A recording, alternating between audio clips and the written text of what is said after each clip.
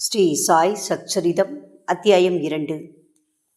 இப்பணியை செய்வதன் நோக்கம் இதை மேற்கொள்வதில் உள்ள திறமையின்மையும் துணிவின்மையும். காரசார விவாதம் குறிப்பிடக்கூடியதும் முனிவருடைய பட்டமுமான ஹேமந்த் பந்தை வழங்குதல் குருவின் அவசியம். தம்முடைய மராத்தி மூல நூலின் கடைசி அத்தியாயத்தில் இப்பணியை செய்வதற்கு அடிகோலிய காரணங்கள், இதை படிப்பதற்கு தகுதியுடையவர்கள் முதலிய வேறு பல அம்சங்களையும் எடுத்துச் சொன்னார். இந்த அத்தியாயத்திலும் அதையே குறிப்பிடத் தொடங்குகிறார். இதை எழுதுவதன் காரணம், முதலாம் அத்தியாயத்தில் கோதுமை மாவரைத்து அதை கிராம எல்லைகளில் தூவி விட்டதன் மூலம் காலரா தொத்து வியாதியை தடுத்து அழித்ததான சாய்பாபாவின் அற்புதத்தை கண்டோம். நான் சாய்பாபாவின் மற்றும் பல அற்புத லீலைகளை பெரும் உள்ள கிளர்ச்சியுடன் கேட்டிருக்கிறேன். அக்கிளர்ச்சியே அவ்வழகான பணியாக பொங்கி உருவெடுத்தது. சாய்பாபாவின் பெருமையுடைய அற்புதங்களை வரைதலானது அவருடைய அடியவர்களுக்கு உற்சாகமூட்டுவதாகவும் அறிவுறுத்துவதாகவும் இருப்பதுடன் அவர்களின் பாவங்களையும் நீக்கும் ஆதலினால்தான் நான் சாய்பாபாவின் புனித வரலாற்றையும் அவருடைய போதனைகளையும் வரையத் தொடங்கினேன். ஞானியின் வரலாறு என்பது தர்க்க சாஸ்திரத்துக்கோ பட்டிமன்றத்துக்கோ உரியதன்று. அது உண்மையும் பெரியதுமான வழியையே காண்பிக்கிறது. பணியை செய்ய திறமையின்மையும் துணிவின்மையும். தாம் இப்பணியை செய்ய தகுதியுடையவர் அல்ல என்று ஹேமந்த் பந்த் நினைத்தார். எனக்கு நெருங்கிய நண்பனின் வாழ்க்கையே தெரியாது, அப்படியே எனது மனதையும் நான் அறியேன். இவ்வாறு இருக்கையில் வேதங்களால் கூற இயலாத ஒரு ஞானியின் வரலாற்றையோ அல்லது அவதாரத்தின் குணங்களையோ நான் எங்கனம் எழுதுவேன்?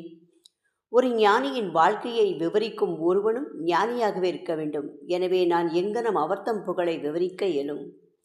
ஞானியின் வாழ்க்கையை வரைவதென்பது மிக கடினமானது.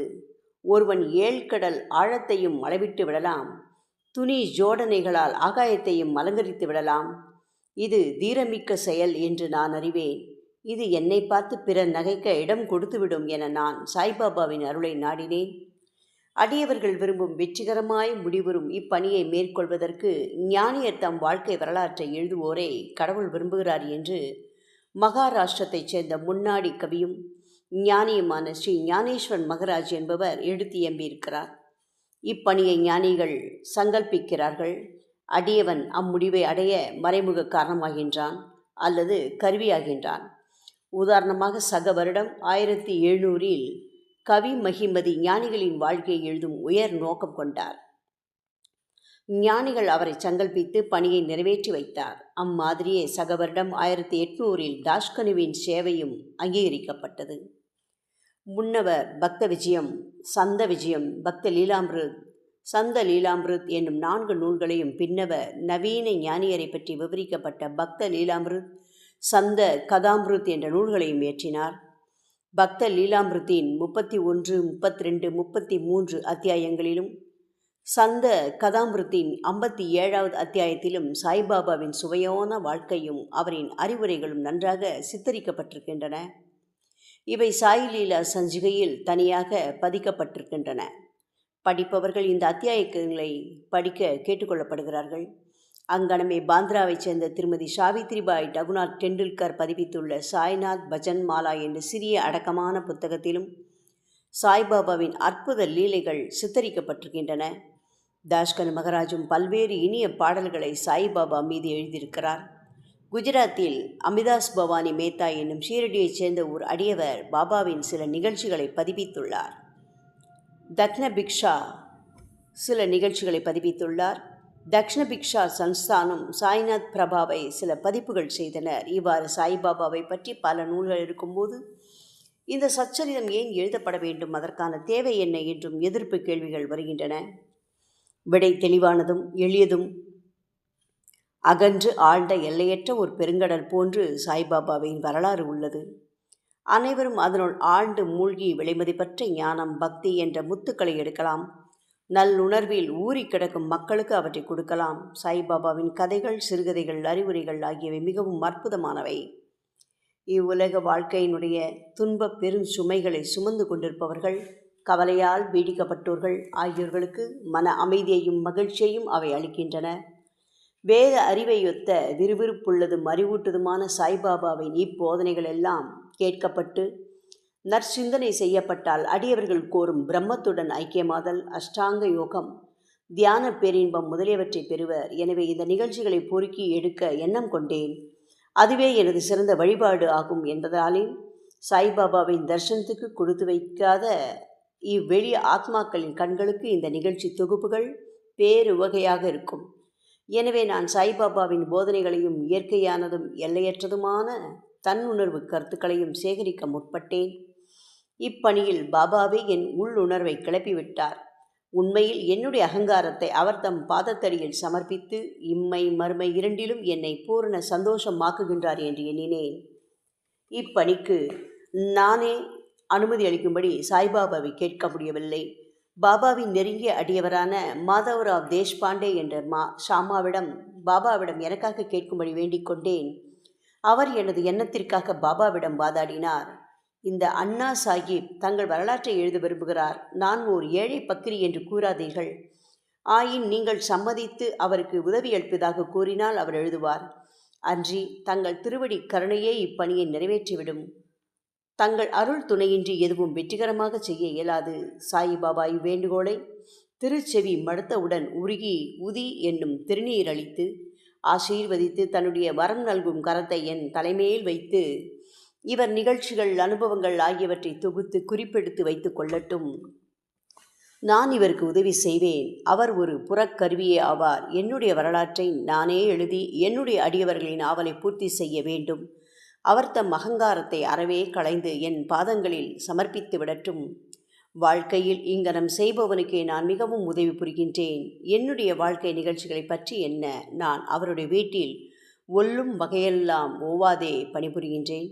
அவருடைய அகங்காரம் சிறு துளியும் எஞ்சியிராமல் அறவே அளிக்கப்பட்டு விட்டால் நானே அவருள் புகுந்து என் வாழ்க்கை நிகழ்ச்சிகளை எழுதுவேன்.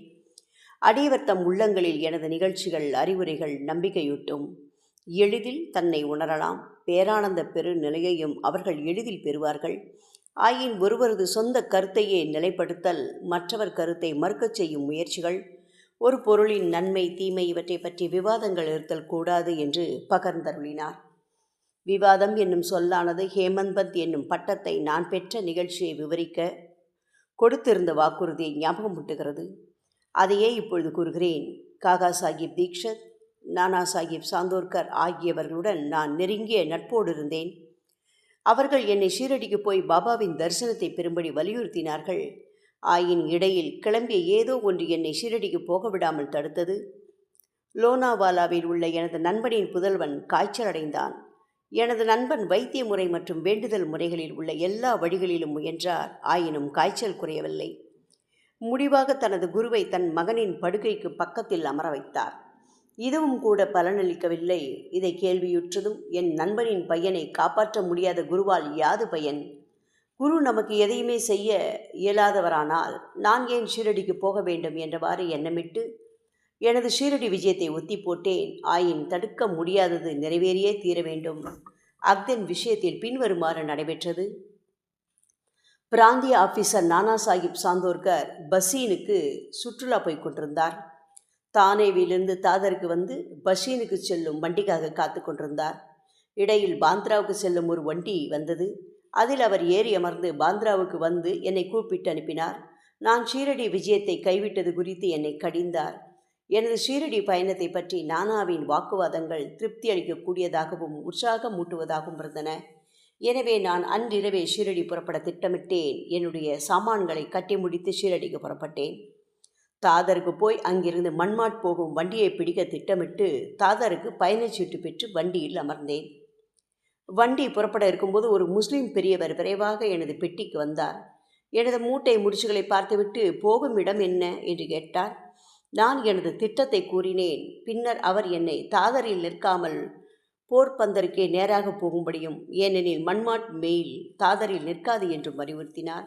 இவ்வற்புதம் நிகழ்ந்திராவிடின் ஷீரடிக்கு திட்டமிட்டபடி அடுத்த நாளே போய் சேராதிருந்திருப்பேன். பல ஐயங்கள் என்னை கடுமையாக தாக்கியிருக்கக்கூடும். ஆயின் அடுத்த நாள் காலை 9 to 10 மணிக்குள்ளாகவே ஷீரடியை அடைந்தேன். அங்கே பாவ் சாஹிப் எனக்காக காத்து கொண்டிருந்தார். இது 1910 நிகழ்ந்தது. அப்போது யாத்ரீக அடியார்களுக்கு ஒரே ஒரு தங்குமிடம்தான் இருந்தது. அது சாத்தேவினுடைய வாதா. குதிரை வண்டியிலிருந்து இறங்கிய பின்னர் பாபாவின் தரிசனம் பெற ஆவலாய் ஏங்கியிருந்தேன். மசூதி நின்று திரும்பி வந்த பெரும் அடியவரான தாத்யா சாஹிப் நூல்கர் சாய்பாபா வாதாவின் மூலையில் இருக்கிறார். முதலில் ஒரு முன்னோடி தரிசனம் செய்துவிட்டு குளித்த பின் சாகவாசமாக பார்க்கலாம் என்று கூறினார். இதை கேட்ட உடனே நான் பாபாவிடம் ஓடி சஷ்டாங்க நமஸ்காரம் செய்தேன். எனது மகிழ்ச்சிக்கு எல்லை இல்லை. நானோ சாஹிப் சாந்தார்கர் என்னிடம் கூறியதற்கு அதிகமாகவே கண்டேன். என்னுடைய புலன்கள் எல்லாம் திருப்தி அடைந்தன. நான் பசிதாகத்தை மறந்தேன். சாய்பாபாவின் பாதங்களை தொட்டவுடன் ஆசீர்வதிக்கப்பட்ட ஓர் புத்தம் புதிய வாழ்வையே அவர் எனக்கு அருளியதை உணர்ந்தேன். என்னை இச்செயலில் இடைவிடாமல் தூண்டி சாய்பாபாவின் தரிசனத்திற்கு உதவி புரிந்தவர்களுக்கு கடமைப்பட்டதை கருதினேன். அவர்களை உண்மை உறவினர்களாக நினைக்கின்றேன். அவர்களுடைய கடனை நான் திருப்பித் தர முடியாது. அவர்களை நினைத்து அவர்கள் முன் வீழ்ந்து வணங்குகின்றேன். சாய்பாபாவின் தரிசனத்தில் உள்ள நூதனமானது நான் கண்டவாறு நம்முடைய எண்ணங்கள் மாறுகின்றன. முன்னை கருமங்களின் வலிமை அழிக்கப்படுகின்றது அல்லது பற்றற்ற நிலை அதிகரிக்கின்றது. முன்னை பிறவிகளில் செய்த பல நற்கர்மங்களால் அத்தகைய சுப தரிசனம் அடையப்படுகிறது. நீங்கள் சாய்பாபாவை கண்டுவிட்டீர்களானால் புற உலகு எல்லாம் சாய்பாபாவாக தோற்றமளிக்கிறது. சூடான விவாதம். குருவின் தேவையை பற்றி எனக்கும் பாலாசாஹிப் பாடேக்கும் இடையில் ஒரு சூடான விவாதம் நான் ஷீரடிக்கு வந்த தினத்தன்று நடைபெற்றது. நம் சுதந்திரத்தை நாம் ஏன் இழக்க வேண்டும், மற்றவர்களிடம் ஏன் சரணாகதி அடைய வேண்டும் என்று நான் விவாதித்தேன். நாம் நம்முடைய கடமையை செய்ய வேண்டியிருக்கையில் ஏன் குரு தேவைப்படுகிறார்? ஒருவன் தன்னாலான முயற்சிகளை செய்து தன்னைத்தானே காப்பாற்றிக் கொள்ள வேண்டும். சோம்பேறியாக தூங்குவதை தவிர வேறெதையும் செய்யாத ஒருவனுக்கு குரு என்ன செய்துவிட முடியும்? இங்கனம் நான் சுதந்திர எண்ணத்திற்கு வாதாடினேன். பாட்டே கர்மத்துக்காக, அதாவது தலைவிதிக்காக வாதாடி கூறியதாவது, நடப்பதை நடந்தே தீரும். பெரியோர்கள் எல்லாம் தோல்வியுற்றிருக்கிறார்கள். மனிதன் ஒரு வழியில் நினைக்க தெய்வம் வேறு வழியில் செயல்படுகிறது. உம்முடைய புத்தி சாதுரியத்தை தள்ளிவிடுக. பெருமையும் அகங்காரமும் உமக்கு உதவாது. கொள்கைகள் மாறுபாடுகள் இவற்றுடன் விவாதம் 1 மணி நேரத்துக்கு மேல் நடைபெற்றும் வழக்கம்போல் ஒரு முடிவும் காணப்படாது. முடிவாக களைப்படைந்து விட்டோம். நானும் மன அமைதியை இழந்தேன். வலிவான சரீர அபிமானம், அகங்காரம் இவை இல்லாவிடில் விவாதமே இல்லை என கண்டேன். அகங்காரமே விவாதத்தை வளர்க்கிறது என்றும் கூறலாம். பிறகு நாங்கள் மசூதிக்கு மற்றவர்களுடன் சென்றபோது காகா சாஹிப் தீக்ஷத்தை பாபா பின்வருமாறு வினவினார். சாதே வாதாவில் என்ன நடந்து கொண்டிருந்தது, விவாதம் எதை பற்றியது என்று கூறி என்னை உற்று நோக்கி மேலும் வினவியதாவது, ஹேமந்த் பந்த் என்ன கூறுகிறார்? இவ்வார்த்தைகளை கேட்டு நான் மிகவும் ஆச்சரியமடைந்தேன். நான் தங்கி இருந்ததும் விவாதம் நடந்ததுமான சாதே வாதாவானது மசூதி நின்று நல்ல தூரத்தில் இருக்கிறது. சர்வ வியாபியாகவும் அகத்திலிருந்து ஆட்டி வைப்பவராகவும் இல்லாவிடில் எங்களது விவாதத்தை பாபா எங்கனம் அறிந்திருக்க முடியும்? முக்கியமானதும் ஞானம் மிளர்வதுமான பட்டம். சாய்பாபா என்னை ஏன் ஹேமந்த் பந்த் என்னும் பெயரால் அழைக்க வேண்டும் என்று நான் எண்ணமிட ஆரம்பித்தேன். இச்சொல் ஹேமந்த்ரிய பந்த் என்ற வார்த்தையிலிருந்து திருத்தப்பட்டது. இந்த ஹேமத்ரிய பந்த் யாதவ அரச வம்சத்தைச் சேர்ந்த ராமதேவ் மகாதேவ் என்ற தேவகிரி அரசர்களின் புகழ்பெற்ற மந்திரி. கல்வி கேள்வி நிரம்ப பெற்று நற்பண்புகள் நிறைய பெற்ற அவர் ஆன்மீக விஷயங்கள் அடங்கிய சதுர்வர்க்க சிந்தாமணி மற்றும் ராஜ பிரசஸ்தி போன்ற பல உயர்ந்த நூல்களின் ஆசிரியரும் ஆவார். கணக்கு பேரேடுகளில் புதிய முறைகளை கண்டுபிடித்து புகுத்தியவரும் மற்றும் மராத்திய சுருக்கெழுத்தின் கர்த்தாவும் ஆவார். ஆனால் நான் முற்றிலும் மாறுபட்டவன், அறிவற்ற ஓட்டமற்ற நடுத்தர எண்ணத்தோன். எனவே அந்த பட்டம் எனக்கு எதற்காக சூட்டப்பட்டது என்பது விளங்கவில்லை. ஆனாலும் அதை குறித்து தீவிரமாக சிந்தித்து அது என் அகங்காரத்தை அழித்து பணிவாகவும் அடக்கமுடனும் இருக்க வேண்டும் என்பதற்காகவே அளிக்கப்பட்டது என நினைத்தேன். விவாதத்தில் எனக்குள்ள புத்தி சாதுரியத்துக்காகவும் அது எனக்கு வழங்கப்பட்டது. எதிர்கால நிகழ்ச்சிகளை உற்று நோக்கில் பாபாவினது சொற்கள் முக்கியமானதும் தீர்க்க தரிசனம் நிறைந்தது ஆகும். ஏனெனில் மிகவும் புத்திசாலித்தனமாக சாயி சமஸ்தானத்தின் நிர்வாகங்களை கவனித்தது, எல்லா கணக்குகளையும் நன்றாக வைத்திருந்தது. முக்கியமானதும் ஆத்மார்த்த விஷயங்களான ஞானம், பக்தி, அவாவின்மை, நான் தன்மையை சரணமிடுதல், தன்னையுணர்தல் போன்றவற்றை குறிக்கும் சாயி சச்சரிதம் என்ற அத்தகைய சிறப்பான நூலின் ஆசிரியராகவும் இருந்ததை காண்கிறோம். குருவின் தேவையை பற்றி ஹேமந்த் பந்த் பாபா இவ்விஷயத்தை பற்றி என்ன சொன்னார் என்று எவ்வித குறிப்பும் விட்டு வைக்கவில்லை. ஆனால் காகா சாஹிப் தீக்ஷத் இந்த விஷயத்தை தனது குறிப்புகளில் பதிப்பித்துள்ளார். ஹேமந்த் பந்தின் சாயிபாபா சந்திப்பின் அடுத்த நாளில் பாபாவிடம் காகா சாஹிப் தீக்ஷித் சென்று தான் ஷீரடியை விட்டு போக வேண்டுமா என கேட்டார். பாபா ஆம் என்றார். பிறகு எங்கே போவது என யாரோ கேட்டார். பாபா உயர மேலே என்று கூறினார். அம்மனிதர் வழி எப்படிப்பட்டது என பாபாவிடம் வினவினார். பாபா கூறினார், அங்கே போவதற்கு பல வழிகள் உள்ளன. ஷீரடியிலிருந்தும் ஒரு வழி உள்ளது. பாதை கடினமானது. புலிகளும் ஓநாய்களும் வழியில் உள்ள காடுகளில் உள்ளன. காகா சாஹிப் தீக்ஷித் கேட்கிறார், ஒரு வழிகாட்டியை நாம் அழைத்துச் சென்றால் என்ன? அதற்கு பாபா கூறினார், அப்பொழுது கடினமில்லை. புலி, ஓநாய், படுகுழிகள் முதலியவற்றிலிருந்து உன்னை விலக்கி உன் குறிக்கோளை அடைய நேரடியாக அழைத்துச் செல்வார். வழிகாட்டி இல்லை என்றால் காடுகளில் நீ காணாமல் போகலாம் அல்லது படுகுழியில் விழும் அபாயம் இருக்கிறது. இந்த நிகழ்ச்சியின் போது தபோல்கரும் அறை அருகே இருந்தார். இதுவே குரு அவசியமா என்னும் விவாதத்திற்கு பாபாவின் பதில் என்று எண்ணினார்.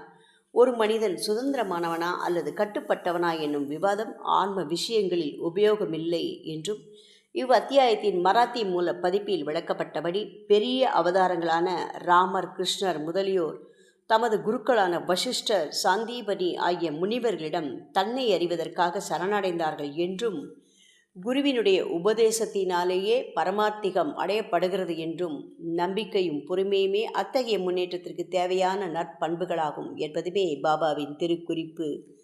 ஸ்ரீ சாயியை பணிக. அனைவருக்கும் சாந்தி நிலவட்டும். ஓம் சாய்ராம்.